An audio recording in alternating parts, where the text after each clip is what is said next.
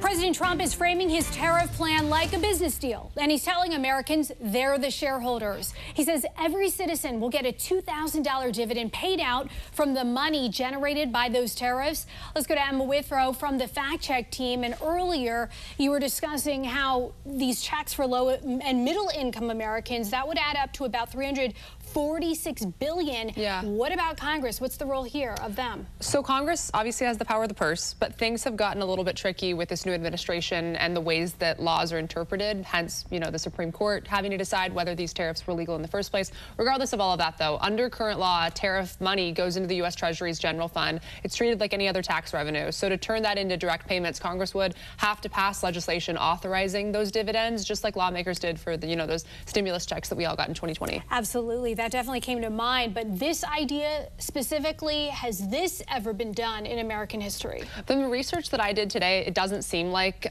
this specifically has been done, but there have been times that the feds returned money to the public, but it was always almost through Congress. So the closest parallels would be those COVID stimulus checks, also the tax rebates in 2001 and also 2008, those economic stimulus payments that happened. The only true dividend model in the U.S. exists actually at the state level in Alaska, where oil revenues from state-owned lands are invested and then paid out to residents through this Alaska Permanent Dividend Fund, which I thought was really interesting. That is an interesting potential connection. We'll see how far this goes. Emma, thank you so much. And for more on this Fact Check Team topic, including links to their sources, scan the QR code or visit thenationaldesk.com. I'm Atral Nashar in Washington. On Wednesday, the Supreme Court will hear arguments in a case that could undo almost all of the president's signature economic policy, tariffs. So far, lower courts have ruled that the president is overstepping his executive authority.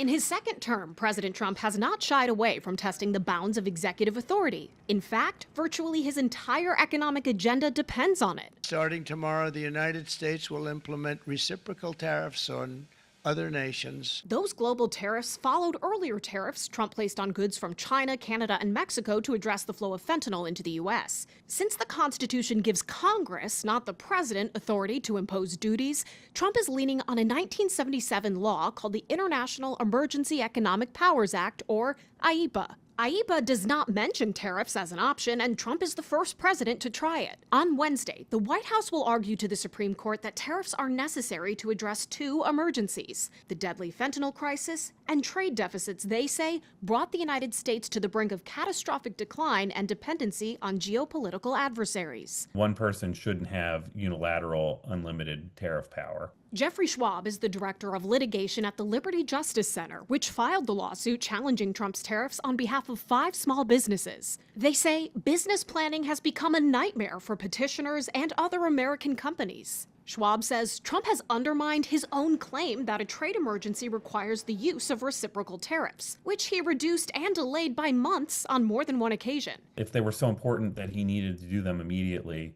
then why the delay? If the Supreme Court rules Trump's tariffs are unconstitutional, the president says, I think our country will be immeasurably hurt.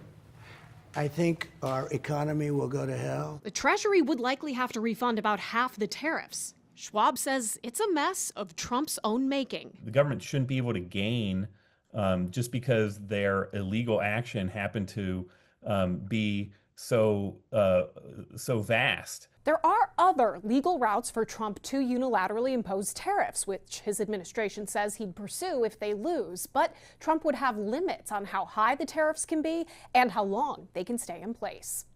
In Washington, I'm Atral Nashar for the National News Desk, America's News Now. Latest as it unfolds, all eyes in the House to get this all wrapped up, hopefully sooner than later.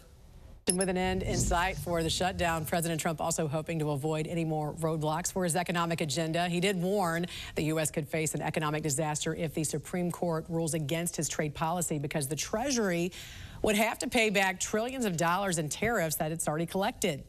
In a post online overnight, Trump wrote, the unwind in the event of a negative decision on tariffs would be including investments made, to be made, and return of funds in excess of $3 trillion. It would not be possible to ever make up for that kind of a drubbing, devastating to the future of our country. Following some news out of the Supreme Court, where one of the president's most important pillars of his second term is being discussed. The court will decide the fate of Trump's power to impose worldwide tariffs. Experts say the stakes of this case are very big, both politically and financially. So far, 3 lower courts have called Trump's tariffs illegal and overstepping Congress, who normally has the ability to enforce them. But the president has argued he has the power to do that without congressional authority by declaring a national emergency under the 1977 International Economic Powers Act.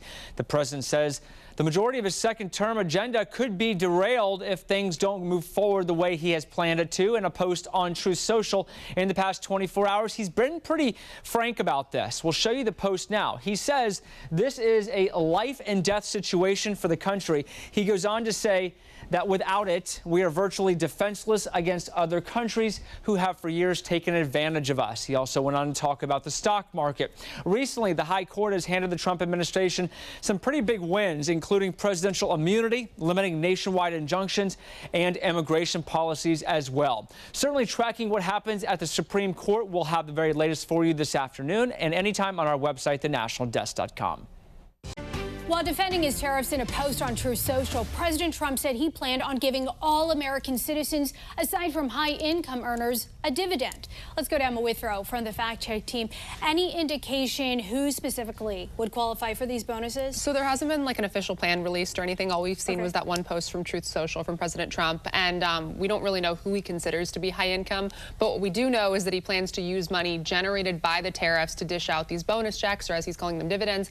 And he said the checks would be about $2,000 a pop. Also, Treasury Secretary Scott Bessent told Fox News that the dividend could come in lots of different forms, lots of different ways. So maybe we could even see certain tax cuts, but there's also the possibility they could be like that stimulus check that we saw. Still remains to be seen, but yeah, that definitely came to mind. When we're looking at whether these tariffs have generated enough revenue to pay for all of these dividends, what is the outlook?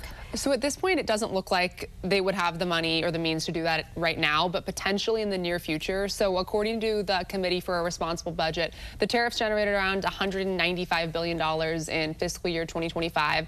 And according to the U.S. Census, around 173 million Americans made less than $100,000 in 2023. So that would add up to about $346 billion if they were to cut, those $2,000 checks for each of those people. However, the Tax Foundation predicts that the tariffs are going to generate around $1.8 trillion over the next 10 years. So in the future, it seems like there would be enough to cover those $2,000 dividends that Trump is suggesting. We're just going to have to wait and see how it all plays out, especially with the Supreme Court. Absolutely. That's a good point. Emma, thank you so much. A little later on, Emma will be back to dig into the legality of dividends being distributed to the American people and whether it's ever been done before.